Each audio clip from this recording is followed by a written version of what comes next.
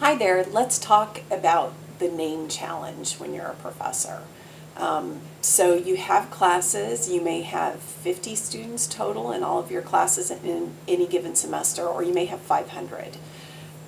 So that can be a challenge because you have so many students, yet for your students you are maybe one of only 4 to 5 professors they have that semester. So it's quite a bit easier for them to remember your name than it is for you to remember their name. But we have a couple of tricks to figure out how to both remember someone's name in your class and to pronounce it correctly. So this first video we're going to talk about name memorization.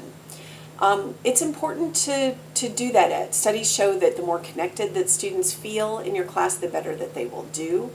And one big piece of connection is starting with their names. It's also really important, sometimes the name that you have on your roster is not necessarily going to be the name that they like to be called, that they prefer to be called. So this can kind of prevent you maybe calling somebody by a name that they don't actually go by. So I have a tip for you. It's an app. It's a free app for your phone, and it's available both on iOS, so for iPhones, and also for Android. And it's totally free. You do have to, occasionally sit through some, commercials that pop up, but, that's the price you pay for free, I guess. So this is called Nameshark. The app is called Nameshark, and I'm going to put the link in the description below so that you can go to that on your own and kind of see how it works. And here, I'll tell you, here's how I use it. So before the first day of class, I typically send out kind of a little hello email to my class. And I tell them that, listen, the first day of class, we are going to take photos. And that lets them be prepared so they don't kind of come just rolled out of bed or, they don't want, I figure a little bit of warning always helps. And I also let them know if they have any concerns about having their photo taken, that is the time to let me know, is prior to the very first class. Very rarely I'll have a student who, for whatever reason, doesn't want to have their photo taken, or they want to know exactly what I'm using it for, and so I'll reassure them, this is nothing that goes on social media. This is actually something that I use to memorize their names. And often that takes care of any concerns that they have. And again, I rarely get a student concerned about that. So the first day of class, you bring your own phone. There's my phone.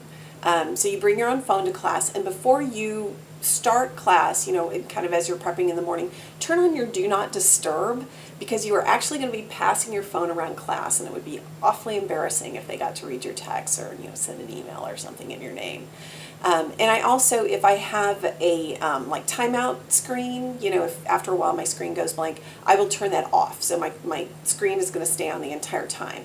And that's important because you are passing this phone around.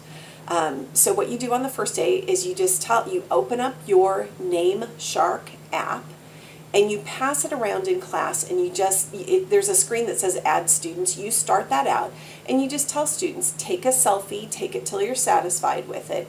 Once you're satisfied with it, type in the name that you want me to memorize as your name. Type that in, you hit save, and you pass it on to the next person.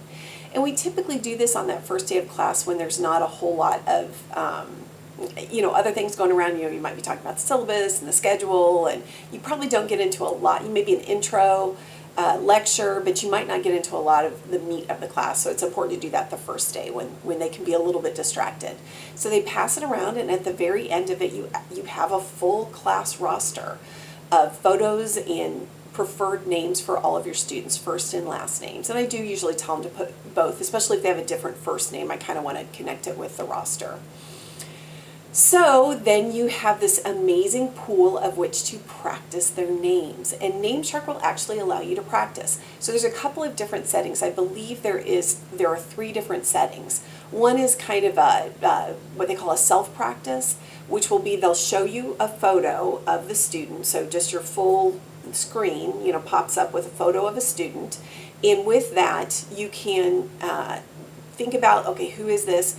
If you guess their name, say it out loud. That can sometimes help with memorization. You tap the screen, it'll flip it around and tell you the name of the student. So you can do that as much as you want to kind of prep. And then they do what's called quizzes. So you actually get a score for these quizzes. So it's almost like a little game, and I do it at little brief periods of time. Maybe when I'm having morning coffee, or I'm sitting waiting for somebody in a car, or whatever time that you have. Literally, you can do this in little 2 to 3 minute spurts.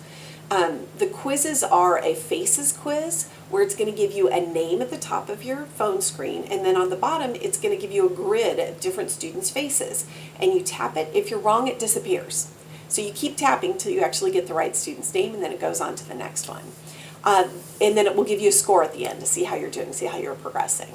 And then the other one is a names quiz, where they'll give you a photo of somebody, and then kind of opposite, a photo of somebody, then with the names. The other one will do a name and then different photos. So with the name quiz, a photo, bunch of different names, same thing. You click it till you get it correct. So that's really easy within a week. By the time you come back, for the following week of classes, chances are if you've done your homework, then you can memorize your entire class. So in another video, I am actually going to talk about how to pronounce student names, and I have another really cool app for that, so I hope you watch that as well. Take care.